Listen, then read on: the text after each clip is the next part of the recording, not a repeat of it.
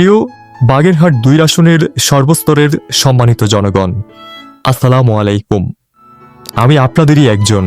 আপনাদের সুখ দুঃখ, সমস্যা আর স্বপ্ন সবকিছু আমি খুব কাছ থেকে দেখেছি। আমি জানি আপনারা অনেকেই এখন আর বড় বড় কথা শুনতে চান না। আপনারা চান এমন একজন মানুষ যিনি নির্বাচনের পরও আপনাদের চিনবেন, শুধু ভোটের সময় নয়।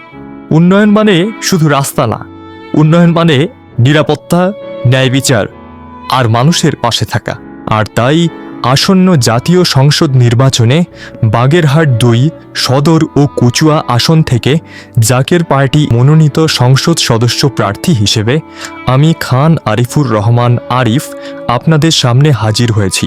এলাকার সার্বিক উন্নয়ন ও জনসেবায় নিজেকে নিয়োজিত করতে চাই।